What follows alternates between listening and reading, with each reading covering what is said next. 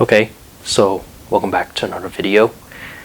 So today's video we have a following inequality problem, and the thing is that we want to find some natural number n such that it satisfies the following given inequality. So we have that 110 over 13 is strictly less than the integral from 0 to 1 of the partial sum of x to the power k divided by k dx, and is strictly less than 111 divided by 113. This is actually just a pretty straightforward problem, and there's a lot of ways you can actually solve this, but the more direct approach is, we know that first thing is that this is convergent, so you can actually interchange the sums. So really the first thing is to actually integrate our integrand, which is, the series in this case that's being taken into account for, take its derivative, analyze how that's going to happen if we replace that back and we get some sort of new partial sum, and then eventually we can just rework our way through the entire compound inequality such that we can find a natural number n satisfying our given problem. Alright, anyway, let's just jump right in. So we can actually just interchange. I just mentioned that because it's absolutely convergent. So what we know is that if we calculate the said integral from 0 to 1 of x to the power k divided by k dx, obviously this is straightforward. You can see that by using the power rule, then we can say that this is just x to the power k plus 1, then divided by k, multiplied by k plus 1, then evaluate our bounds from 0 to 1. Obviously you see you plug 0, the whole term becomes 0, but you plug 1, then we get that this is just 1 divided by k times k plus 1. So now we can actually apply, let's apply some partial fraction decomposition over here and write that as a sum, or rather in this case, the difference of two fractions. So really, if you actually just apply partial fraction decomposition, this is actually a pretty straightforward method on how to find your values for a and b. To set that to the numerator, you'll get that a is equal to 1 and b is equal to -1, so therefore this is just 1 divided by k, then subtract with 1 divided by k plus 1. So we have this. Now we just plug this back to our sum. So if I just rewrite this back for the partial sum over here, k is equal 1, then x k divided by k dx. Notice that we can say, let me put this as an equal sign this time, we say that this is just equal to our partial sum over here of 1 divided by k, subtract with 1 divided by k plus 1. So let's actually expand this out a little better. So let me actually write the expanded series above our partial sum over here. So I'm going to go upwards here.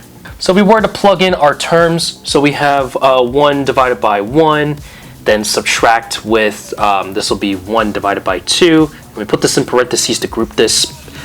So next, let's evaluate this at 2. So 1 divided by 2, subtract 1 divided by 3. Let me go one more term. 1/3 subtract 1 over 4. Then if we just keep going so on and so forth, all the way up to the nth term. So then this will be, let me denote the plus over here, can't forget about that. This will be, 1 divided by n, then subtract, it's supposed to be an n right here. 1 divided by n, then subtract with 1 divided by n plus 1. Okay, you'll notice that you're going to have some terms that cancel each other out. Obviously, in case you haven't seen it, this is actually a telescoping series. So the 1/2 cancels, 1/2 cancels, then you have the 1/3 cancel, then the 1/4. It just keeps going on and so forth. Telescoping series, basically, the only terms you're left with is the first and the last term of the expansion. So therefore, we have that this is just 1, and then subtract with 1 divided by n plus 1. So now next, let's actually put this back into the middle term of our compound inequality and see what we can analyze from here. So we have 110 divided by 113, strictly less than, so 1 subtract 1 divided by n plus 1, and then strictly less than 111 divided by 113. And this is actually just straightforward algebra from here. Let's actually subtract 1 to both sides. Subtracting 1 to both sides, so let's see, we can write this as So minus 1, that's also the same thing as equivalent to 113 divided by 113. So 110 minus 113 is negative 3, then divided by 113, strictly less than negative 1, then n plus 1 less than. So subtract 1 over here. So same thing, 113. So this will be negative 2 divided by 113. Multiply the negatives to both sides. So we have positive 3, 113. But then that actually has to switch our inequality sign. So we have 1 divided by n plus 1, then greater than 2 divided by 113. Now what we can do here is let's actually flip the reciprocal to our terms of the compound inequality. So not only that, that actually means that we have to flip the inequality sign yet again. So it's just back to square one, in other words. So we have 113 divided by 3. This will be less than n plus 1, strictly less than, or that's supposed to be 113 divided by 2. 113 divided by 2. All right, and then just subtract 1 to both sides. So then subtracting 1, so let's see, subtract 1 here, so subtract 3, so this will be 110, then divided by 3, which will be less than n, which will be less than, subtract 1, so this will be 111 divided by 3. Well, actually, that's supposed to be a 2 in the denominator. Whoopsies. Here, let me rewrite this again. This will be 111, then divided by 2.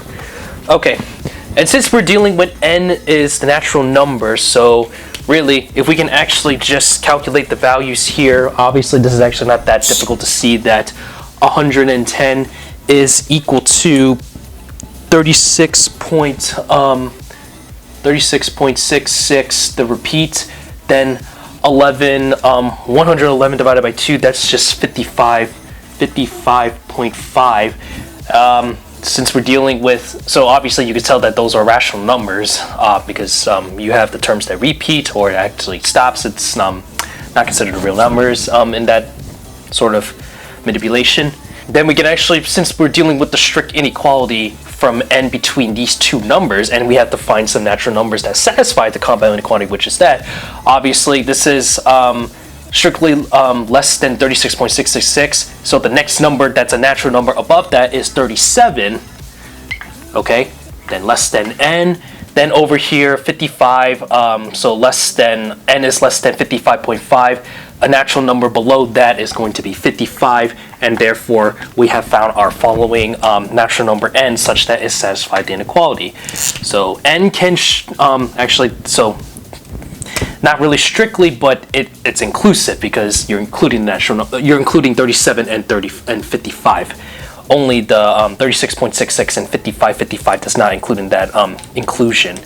So therefore we have our, I'll say it again, sorry about that. Therefore we have our inequality that satisfies, or we have our natural number n such that it satisfies the inequality given like so. So yeah, that's pretty cool if you ask me.